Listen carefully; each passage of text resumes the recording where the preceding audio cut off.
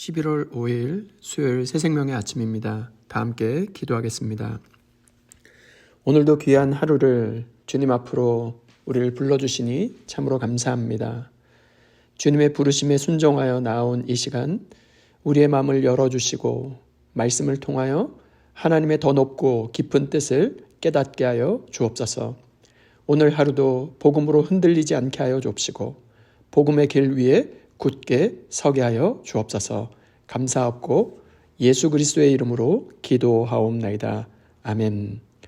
오늘 우리에게 주시는 하나님의 말씀은 사도행전 22장 17절로 29절 말씀입니다. 후에 내가 예루살렘으로 돌아와서 성전에서 기도할 때 황홀한 중에 봄에 주께서 내게 말씀하시되 속히 예루살렘에서 나가라.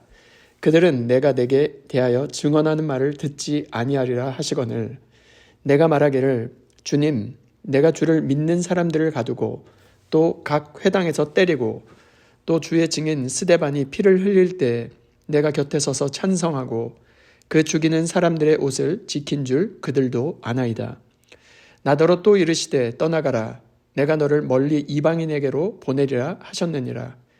이 말하는 것까지 그들이 듣다가 소리질러 이르되 이러한 자는 세상에서 없애버리자 살려둘 자가 아니라 하여 떠들며 옷을 벗어 던지고 티끌을 공중에 날리니 천부장이 바울을 영내로 데려가라 명하고 그들이 무슨 일로 그에 대하여 떠드는지 알고자 하여 채찍질하며 신문하라 한대 가죽줄로 바울을 매니 바울이 곁에 서 있는 백부장더러 이르되 너희가 로마 시민된 자를 죄도 정하지 아니하고 채찍질 할 수 있느냐 하니 백부장이 듣고 가서 천부장에게 전하여 이르되 어찌하려 하느냐 이는 로마 시민이라 하니 천부장이 와서 바울에게 말하되 내가 로마 시민이냐 내게 말하라 이르되 그러하다.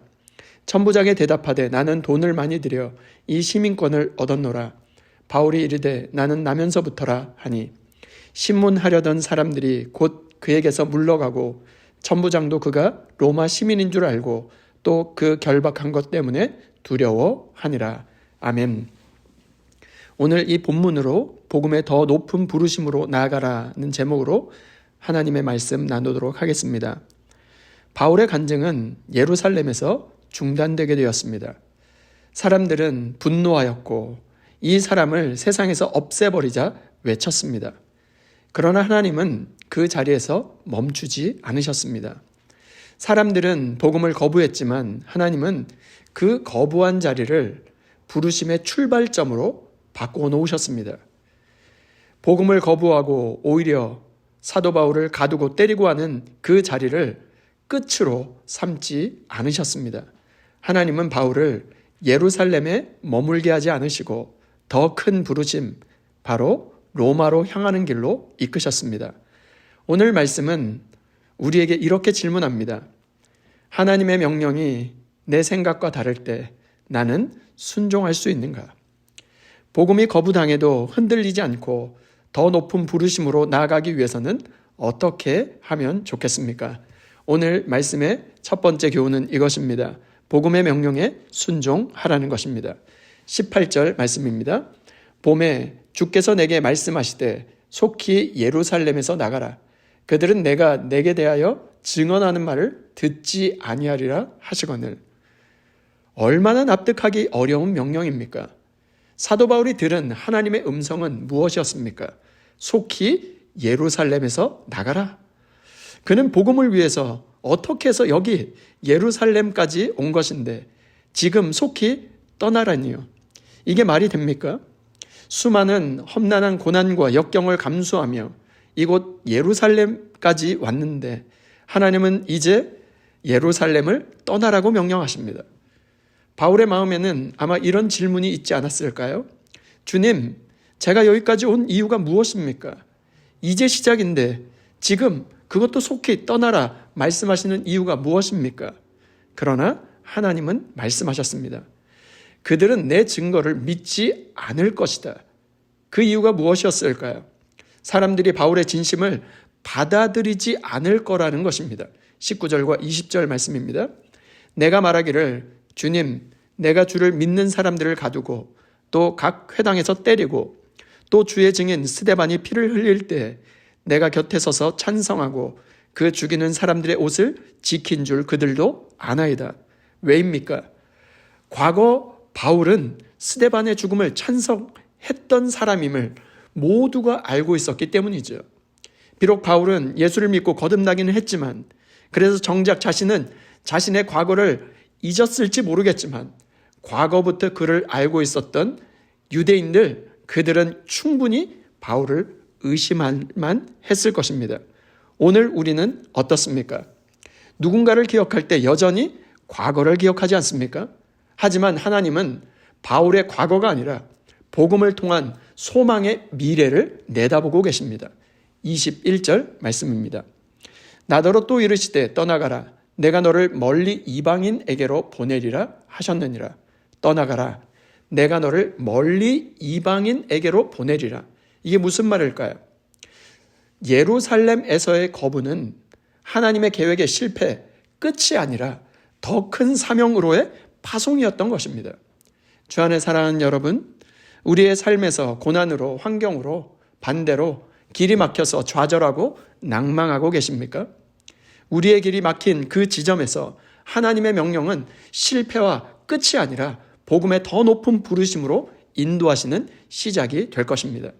우리의 삶에 기대한 것이 막히고 닫힌 그 길 끝에 하나님은 그보다 더 높고 더 큰 문을 열고 계십니다.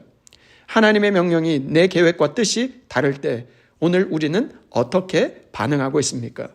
거기에 하나님의 크고 원대한 계획이 있음을 믿고 순종할 수 있기를 소원합니다. 이사야서 55장 8절과 9절 말씀입니다. 이는 내 생각이 너희의 생각과 다르며 내 길은 너희의 길과 다름이니라. 여호와의 말씀이니라. 이는 하늘이 땅보다 높음같이 내 길은 너희의 길보다 높으며 내 생각은 너희의 생각보다 높음이니라. 오늘 하나님께서 떠나라 말씀하시는 자리가 있다면 그 부르심에 순종할 수 있기를 소원합니다. 내가 어떻게 해서 예루살렘까지 왔는데 하는 미련과 주저함을 내려놓고 우리의 걸음을 인도하시고 우리가 나아가야 될 방향이 되시는 주님만 따르며 복음의 명령으로 기쁨으로 순종할 수 있는 복된 하루가 되실 수 있기를 주님의 이름으로 축원드립니다. 두 번째, 복음으로 흔들리지 말고 나아가라는 것입니다. 22절 말씀입니다. 이 말하는 것까지 그들이 듣다가 소리질러 이르되 이러한 자는 세상에서 없애버리자 살려둘 자가 아니라 하여. 바울의 간증이 끝나자 유대인들은 소리칩니다. 이런 자는 살려두어서는 안 된다. 없애버리자. 천부장은 그 이유를 알아내려고 그를 채찍질을 하려고 합니다. 그때 사도 바울이 담대히 말합니다. 25절 말씀입니다. 가죽줄로 바울을 매니 바울이 곁에 서 있는 백부장더러 이르되 너희가 로마 시민 된 자를 죄도 정하지 아니하고 채찍질 할 수 있느냐 하니 그 한마디에 천부장은 깜짝 놀라면서 그를 풀어줍니다. 하나님은 바울의 로마 시민권까지 사용하셔서 그의 생명을 지키셨고 복음의 길을 열어주셨습니다. 사도 바울은 알고 있었습니다.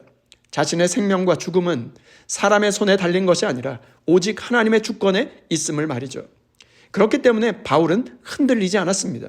죽음의 위협 속에서도 감옥의 어둠 속에서도 채찍질 속에서도 그의 마음에는 오직 단 한 가지 확신이 있었습니다. 무슨 확신이 있었을까요? 사도행전 19장 21절 말씀입니다. 이 일이 있은 후에 바울이 마게도냐와 아가야를 거쳐 예루살렘에 가기로 작정하여 이르되 내가 거기 갔다 후에 로마도 보아야 하리라 하고. 복음은 환경과 상황에 흔들리지 않습니다. 억울함과 위기 속에서도 하나님의 계획은 중단되지 않았습니다. 고난은 복음을 멈추게 하는 장애물, 벽이 아니라 복음을 더 멀리 나아가게 하는 통로가 되는 것입니다. 오늘 우리의 삶의 위기와 억울함 속에서도 하나님은 여전히 일하고 계심을 믿으십니까? 오늘의 고난과 역경을 복음을 붙들고 흔들리지 않고 돌파해 가실 수 있겠습니까? 그것이 내 힘과 노력으로는 안 되지만 하나님의 주권을 믿고 복음 안에 거할 때 흔들리지 않고 주님의 손을 꼭 붙잡고 나아갈 수 있게 되는 것이죠. 어떠한 고난과 환난 속에서도 복음은 흔들리지 않습니다. 하나님의 손이 우리의 걸음을 붙드심을 믿으며 복음의 길을 끝까지 걸어갈 수 있는 저와 여러분 모두가 될 수 있기를 주님의 이름으로 축원드립니다.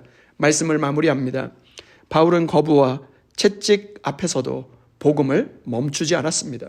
사람들은 그의 입을 가로막고 거부했지만 하나님은 예루살렘의 문이 닫힘으로 그것으로 끝내지 않으시고 로마를 향한 더 큰 부르심의 길을 열어주셨습니다. 오늘 우리의 삶도 마찬가지가 아닐까요? 우리 인생의 닫힌 문 뒤에는 하나님의 더 큰 부르심이 숨겨져 있음을 믿으시길 바랍니다. 복음을 위하여 하나님의 말씀에 순종하고 흔들리지 않는 그 믿음의 삶이 오늘 우리의 삶이 복음의 길로 이어지게 되는 놀라운 축복을 받아 누릴 수 있기를 주님의 이름으로 축원드립니다. 이 시간 받은 말씀과 공동의 기도 제목을 가지고 함께 기도하겠습니다. 첫 번째, 주여 내 생각보다 크신 복음의 명령 앞에 믿음으로 순종하며 주님이 인도하시는 더 높은 부르심으로 나아가게 하옵소서. 두 번째, 고난과 거부 속에서도 복음으로 흔들리지 않게 하시고 오늘도 담대히 주의 길을 걸어가게 하옵소서. 세 번째, 수요일은 세계 선교를 놓고 기도하는 날입니다. 열방에 흩어져 주의 복음 사역을 감당하시는 선교사님과 그 선교지에 성령 하나님의 역사로 오늘도 복음의 역사가 일어나게 하옵소서. 공동의 기도 제목과 각자의 기도 제목을 주님께 올려드리며 함께 기도하겠습니다.